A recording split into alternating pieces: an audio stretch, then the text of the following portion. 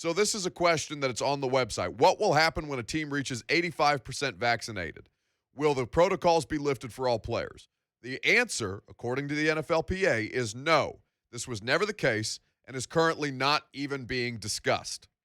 So Vrabel was basically disputing, he's not sure what he did not see a memo with 85%, that being the threshold. He's not sure where that number came from. And then while he's answering that question in the way that he did, I'm scrolling through my timeline and my buddy Jeff Goodman at ESPN, who covers the Bears, they're asking Ryan Pace about whether the players have met the 85% vaccination threshold. And Ryan Pace is saying, yes, he believes that they have. So, it's not just that this number is floating out there by somebody's invention. There seems to be confusion even in the league.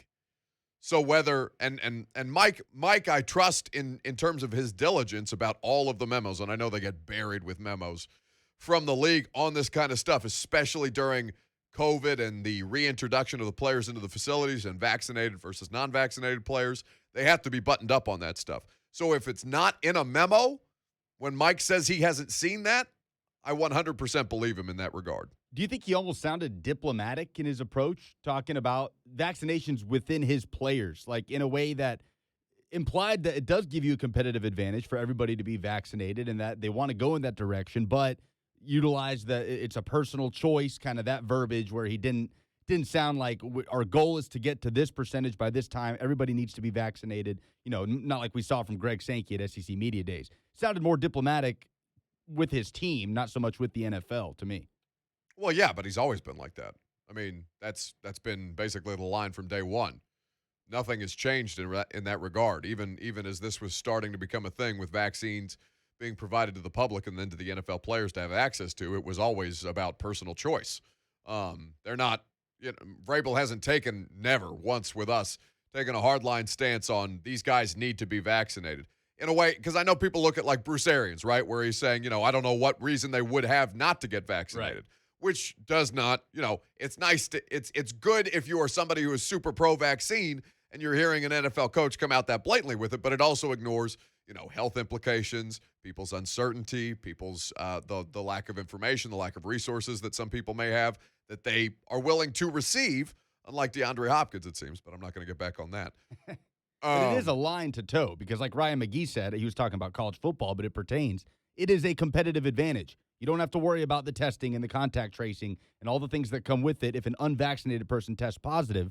So some coaches are going to have to find some kind of balance of taking a hardline stance while still telling players, do your thing. It's a personal choice, but it is a competitive advantage. Yeah, but I mean, Vrabel's not going to do that, right? The NFL's already done that for him. They've come down and say, hey, if you don't do this and you cause an outbreak, we're going to cause you to forfeit. Yeah.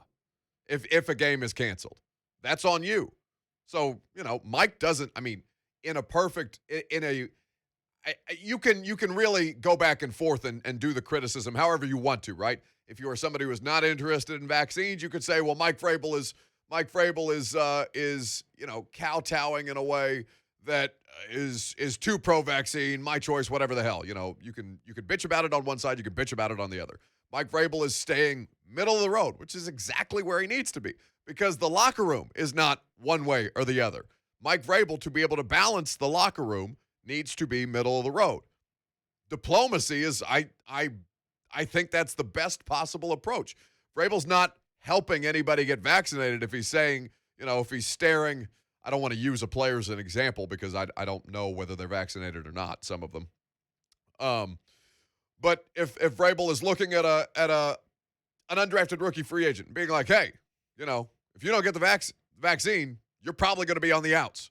We're probably going to cut you when it comes time to cut down the roster later in August.